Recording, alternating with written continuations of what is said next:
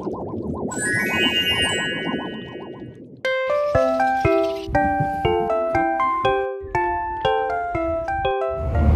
everyone! It's been a while and medyo sinipag ako mag-edit ng videos for today. For the tulog ng mga persons. Actually, last year pa tong video na to and since winter naman din yung season ngayon, so naisipan ko siyang i-edit. Nag-commute kami papunta dito. Medyo mahirap siya puntahan kasi nasa countryside na siya ng Korea. So, mas better kung may sasakyan kayo or sasama kayo dun sa mga group tours. Sumakay kami ng bus sa may Dongseol Terminal and then bumaba kami sa may Hongcheon Terminal. Pagkatapos nun, pwede naman kayo mag-antay ng town bus papunta sa Alpaca World kaso medyo matagal yung interval kaya nag-taxi na lang kami.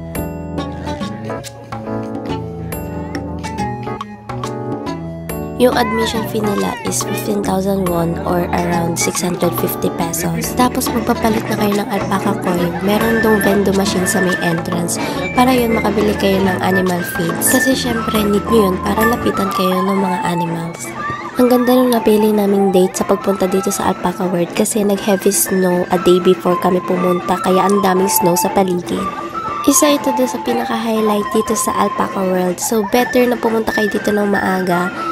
Kasi before 10 AM or exactly 10 AM, yan, ganyan, magpapakawala sila ng alpaca and then sasalubungin kayo doon sa may alpaca's playground. So, kung hindi nyo naman yan maabutan, okay lang kasi pwede pa rin naman kayo makipag-interact sa mga alpaca. Kaso for me, iba talaga yung feels pag ganito yung naabutan mo. Ang cute nila!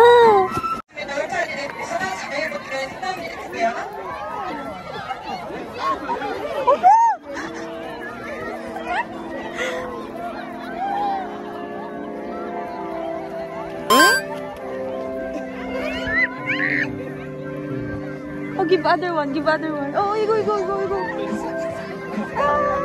안녕.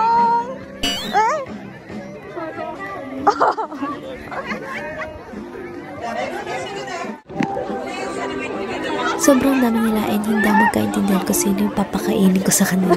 So, ayun, dito sa part na to, bibigyan kayo ng stuffs ng pellet or yung food nila para lumapit sa inyo yung alpaca. After nyo dito sa playground, pag akyat nyo, yun, madami pa rin dong alpaca. So, ayan sila. And then, naglaro muna ng snow ang mga bata. Tapos, naglakad-lakad na kami and pupunta kami dun sa isa nilang attraction which is Healing Walk with Alpaca.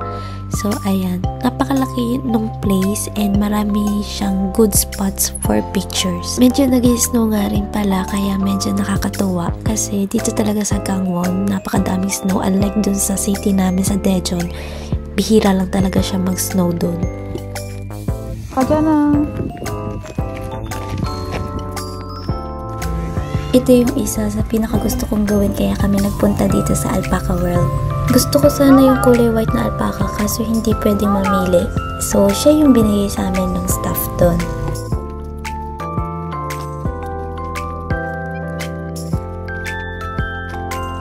Oh, haji마.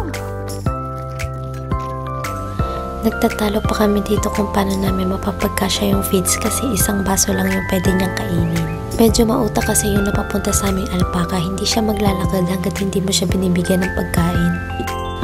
Ito yung healing walk with alpaca pero parang stress walk with alpaca na yung nangyayari. Oh my god. Medyo ang hirap kasi niya mapasunod and nabibitbit niya ako.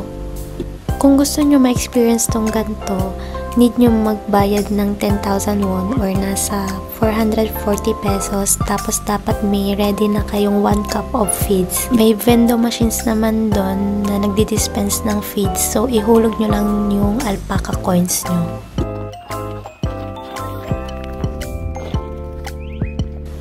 After 15 minutes, need nyo na siyang maibalik doon sa pinagkuhanan nyo.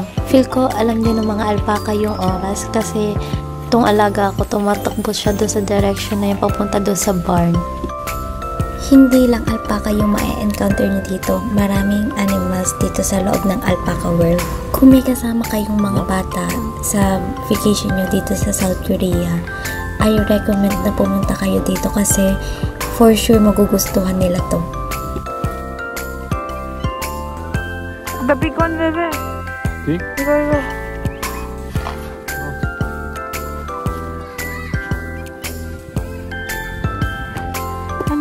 He talk this too. 네네.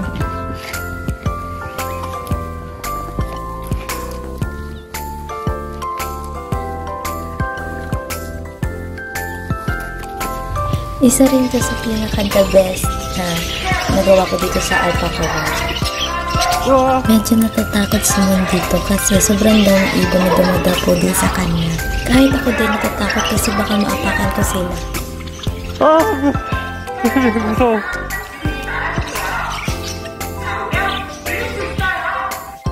Sobrang lawak ng place and madami na kayong magagawa dito sa Alpaca World. Kung gusto nyo ng medyo may adventure, may short trail naman sila, so para na rin kayo nag-hiking. Nakakita kami ng open grounds or playground siguro to kasi meron na silang provided na pang sledding. Kaya naman hindi na namin sinayang yung chance namin na makapaglaro at makapag-enjoy dito sa snow. So far, ito yung nag-enjoy talaga ako na activity during winter season dito sa South Korea. Mahilig kasi talaga ako sa animals and gusto ko talaga makakita ng alpaca. Kaya kahit malayo, pinush namin ni Moon na makapunta dito.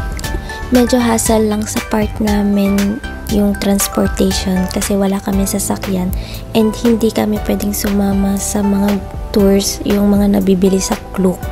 Kasi Korean national si Moon. Applicable lang kasi yun sa mga foreigners or dun sa mga non-Korean passport holders. But I still recommend this place lalo na kung may kasama kayong mga bata. Sulit naman kung mag-a-avail kayo ng tour package kasi hindi lang naman Alpaca World yung pupuntahan nyo. Doon sa Klook minsan may kasama yung Nami Island.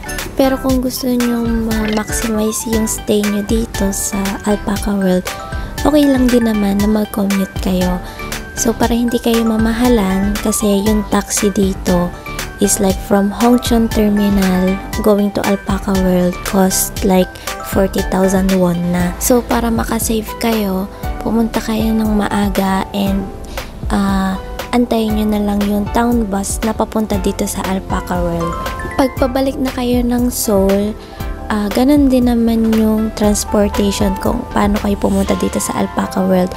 Pero kami, hindi na kami nag-taxi pabalik nung Hongchon Terminal kasi mahal nga, kaya nag-antay na lang kami ng town bus. So medyo malayo pa yung bus stop dun sa exit ng Alpaca World. Nag-ask kami dun sa isang staff kung paano pumunta and nag-offer naman yung staff na yon na ihahatid na lang niya kami dun sa bus stop. Pwede naman daw lakarin pero syempre makapal yung mukha namin kaya umuo kami. Anyways, ang tagal bago ko nakapag-upload ulit ng video, diba? So, maraming salamat sa panonood and I hope to see you guys on my next one. Good!